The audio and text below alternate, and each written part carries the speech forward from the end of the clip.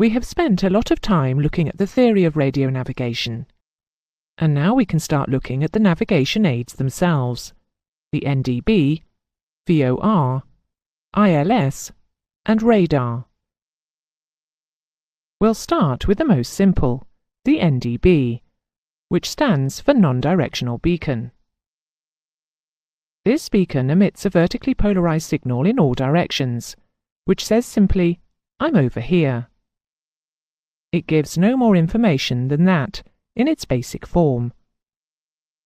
On aviation charts, its symbol is 3 circles of dots around a solid circle around a single dot. An aircraft with the corresponding piece of equipment, called the ADF, for Automatic Direction Finder, works on the principle of the loop antenna, and is able to detect the energy from the beacon and interpret where the beacon is. The needle on the ADF then points to the beacon. NDBs are still widely used for long-distance and local navigation. The beacons used for local navigation have a range of about 25 miles, and they are positioned on the airfield so that the pilot can locate the airfield. NDBs transmit in the medium and long wave, and so their wavelengths can be very long, which makes them suitable as long-distance navigation aids. Over the sea, they can have a range of 500 miles or more, using 10 kilowatts of power. Remember that to double the range of a signal, you have to quadruple the power. The antenna used as NDBs for long-range transmissions are in the shape of a large T, about 25 meters high and 50 meters long. You will recall that masts are ideally half the size of the wavelength, but this is unrealistic for long-wave transmissions, so some electronic loading is necessary. Short-range NDBs are fairly small towers, or simple masts. They are insulated from the ground, and this doubles the effective length of the antenna because of the reflective nature of the Earth upon the NDB ground waves. 2 types of modulation characteristics are commonly used for NDBs, N0N-A1A and N0N-A2A. The N0N part of the signal is, as we saw earlier, the continuous carrier wave, and it is ideally suited to enable the ADF equipment to establish the direction from which the signal is arriving. The A1A part of the signal periodically replaces the N0N transmission, and, being an interrupted carrier wave, is used to carry the 3-letter Morse identifier of the NDB. N0N-A1A beacons are normally used with high power outputs for long-range NDBs. The A2A designator is given to those stations that carry the NDB identifier by an A2A signal, which is a keyed single-tone amplitude modulation. N0N-A2A beacons are normally used for short and medium-range beacons. Although most ADF receivers have a frequency selector range of 190 to 1750 kHz, the frequency bands which are internationally allocated to NDBs are much more restricted, from 255 to 285 kHz, and from 315 to 405 kHz. Some commercial broadcasting stations transmit in this waveband, and you may pick up their signal. This has little navigation value unless you know where the transmitter is located, but it can be entertaining.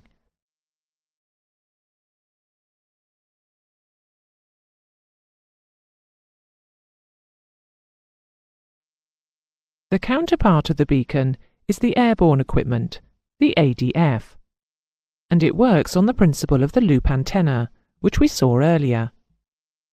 But let's recap. If the NDB is directly ahead or behind the loop, then the waves will reach both sides of the antenna at the same time, and there will be no voltage difference. If the NDB is anywhere but perpendicular to the loop, the waves will arrive at different times at the two elements of the antenna and will cause a current to flow. A figure of 8 polar diagram of signal strength can be plotted as the antenna is turned or the transmitter moves around the antenna.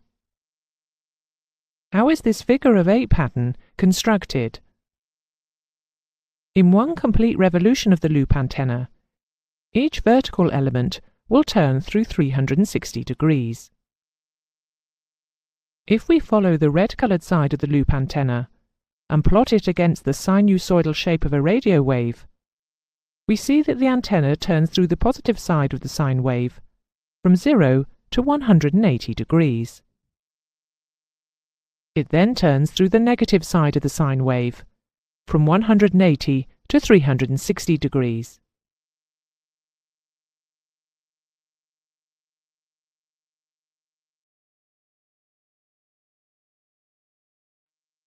At the same time, the other, blue element of the antenna is following the opposite pattern. It is 180 degrees out of phase. If we place the two patterns together, we get a figure of 8 polar diagram of the beacon signal strength at all points of the loop antenna. There are two positions at which there is no difference between the strength of signal received by the two vertical elements of the antenna, at 90 and 270 degrees on the sine wave. The signal difference is said to be zero or null, shown at positions B and D. The null point is chosen over any other phase as a datum point, because small angular movements from zero produce a greater electrical response, and are therefore more detectable than an increase to an existing response. Suppose the transmitter is at position B. If the loop antenna is rotated slightly in either direction, signal strength will increase. By finding the null position, zero signal strength, the bearing of the transmitter from the loop can be determined. Having two null points, one in front and one behind the antenna, means that one cannot say whether the NDB is in front or behind. This is resolved by using a second antenna, a sense antenna. The sense antenna is designed so that the received signal produces a current of the same strength as the maximum current in the loop antenna. Consequently, the radius of the polar diagram of this single-pole antenna is equal to the diameter of each of the loop antenna circles. It is arranged for the field from the sense antenna to be in phase with one of the elements of the loop antenna.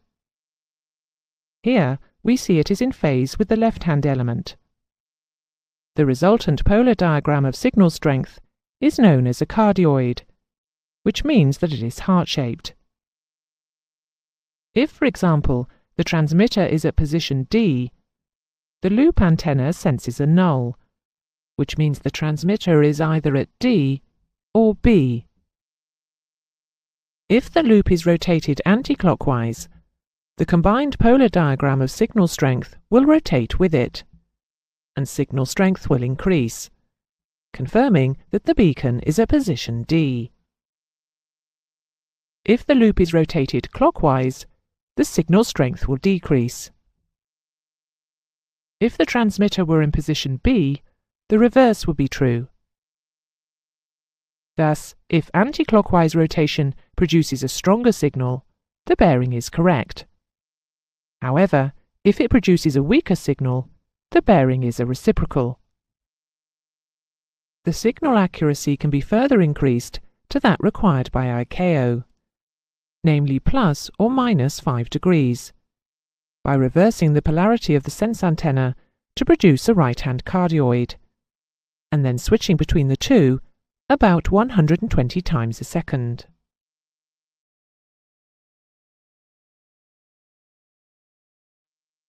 Because it is impractical to have a movable loop antenna on modern aircraft, current versions of the ADF combine both loop and sense antenna within a teardrop-shaped housing, mounted as near as possible to the centerline of the aircraft.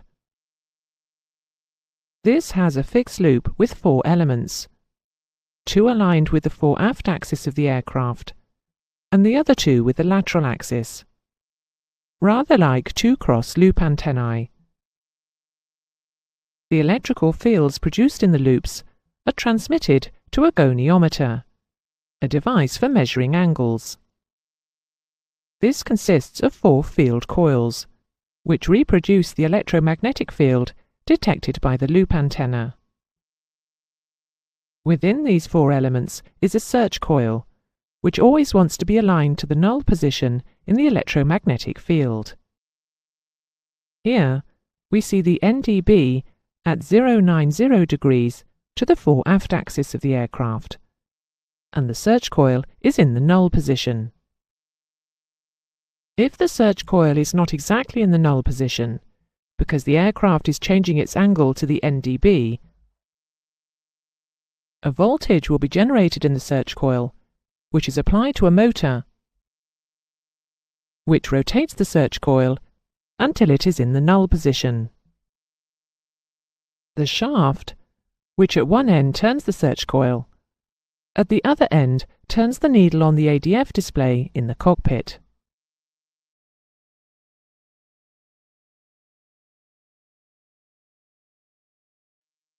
Here we see 2 modern ADF control panels made by Bendix King. The one without the dial is digital, but they both operate in the same way. The first thing to do when planning to use an ADF is to find its location, its designator, and its frequency, all of which can be found from aviation charts. Here we see the NDB at Manston, with a designator MTN and a frequency of 347 kHz. There are several others on this extract. See if you can find them.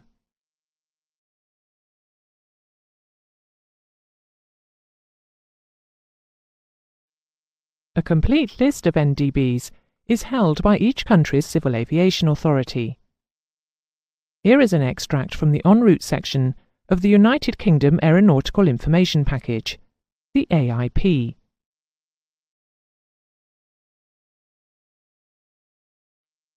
More than likely, you will enter the NDB designator into your flight plan, which your autopilot will follow. But if you are selecting the NDB manually, you select the ADF button and enter the frequency. You must then check that you have selected the correct NDB by listening to the Morse identifier. Aviation charts contain the Morse alphabet. Pressing the antenna button deactivates the loop antenna, and the audibility of the A2A identifier should improve, but the bearing information must obviously be disregarded. In some NDBs, the amplitude of the carrier wave remains constant, and therefore it is impossible to achieve an audible output from the receiver. On Jeppesen maps, the 3-letter identifier of such stations is underlined. By selecting the Beat Frequency Oscillator button, BFO, an oscillator within the ADF is activated, which creates an audible output from a non-modulated N0N and A1A signal. The bearing reading must be ignored, as the loop antenna has been isolated.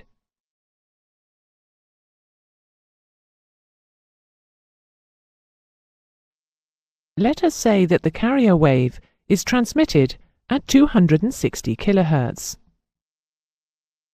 The BFO generates an alternating current, which differs from the incoming carrier wave frequency by 2 kHz at 262 kHz. Both signals are fed into a frequency mixing unit, a heterodyne unit. The output comprises 4 signals: the 2 original signals, the sum of the 2, which is 522 kHz, and the difference between the 2, the beat frequency, which is 2 kHz. It is this 2 kHz signal frequency that is required, because it is in the audible range, and so the Morse ident can be heard. On most modern aircraft, this BFO function is done automatically. Finally, the test button, when depressed and held, will swing the needle roughly 90 degrees to show that it works properly. Releasing the button sends the needle back to its bearing reading. Try it.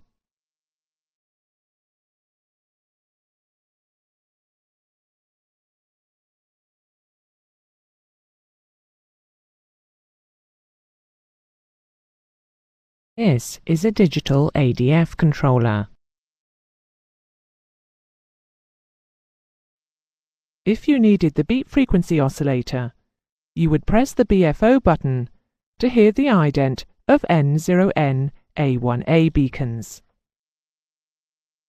In this lesson, we have looked at the principles of operating an NDB, polar diagrams, and how the instrument in the cockpit is operated.